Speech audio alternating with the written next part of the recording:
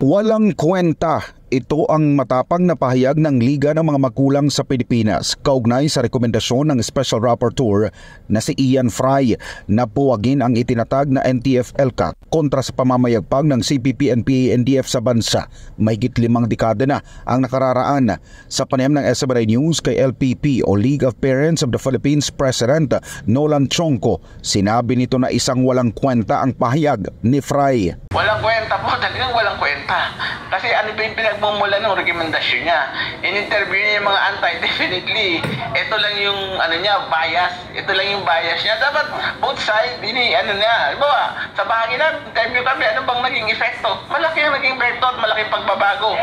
Kasi ang dulot ng pag-ulag natin, nagiging stagnant dahil sa mga, mga nanggugulo na terorismo, di ba? Pero kung walang magulong ganyan, malayo na yung naabot natin. Giit pa ng grupo nang dahil sa impluwensya ng makakaliwang ideolohiya ng CPP-NPA-NDF, matagal nang umusbong ang Pilipinas at hindi kagaya ngayon na halos na pag-iiwanan na ng mga karatig bansa dahil sa salot na komunistang teroristang kilusan na ito. Kung walang ganyan, siguro maaaring kasabay natin yung mga bayan ng Japan o hindi man sa Japan, Malaysia, Vietnam, so yun yung Vietnam galing sa gerang mahaba pero nasa na ngayon nauusan na tayo ng malayo.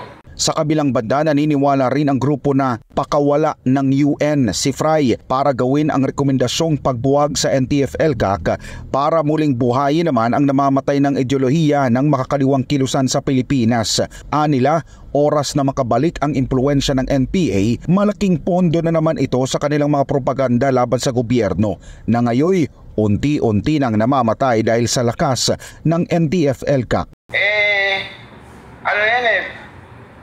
Na-zero in na natin yung CTG dyan So, parang nabulsay dyan Kaya ang tingin nila, kailangan mawala si NTF-ELCAC para mag-resurgence sila, mabuhay ulit sila. Kasi alam nyo naman, ang CTG ay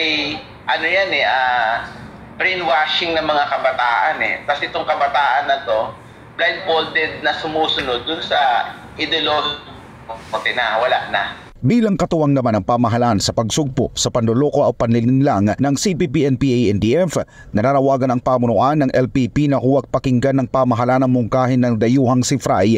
Sa halip ay ipagpatuloy ang magandang nasimula ng NTF-ELCAC sa mga iba't ibang komunidad sa bansa na ngayon unti-unti nang bumabangon sa kahirapan at karasan dulot ng pagkikibaka. Yung NTF-ELCAC, tinisiruin niya sa lokal Diba? Kasi ang ugat ng mga revolusyon or yung mga mahihirap na bayan. Pero dahil nandiyan ang NTF-ELCAC, nagkakaroon ng mga development and progress dun sa at dinidiscuss ba talaga yung ugat ng kahirapan. So, wala nang dahilan, nawawala sila ng dahilan na mag-recruit. Nauna nang inalmahan ng pamahalaan at iba pang katuwang ng gobyerno na mga organisasyon ang pangingialam o panghihimasok ng mga dayuhan sa Pilipinas, partikular na ang laban ng pamahalaan kontra CPP-NPA-NDF. Sa katunayan nila, natapos ang 10 araw na misyon at investigasyon ni Fray sa Pilipinas na hindi man lang kinukonsulta ang mga kaukulang ahensya ng pamahalaan para maipaliwanag ang eksaktong datos sa ilalim ng implementasyon ng National Task Force to End Local Communist Armed Conflict sa bansa.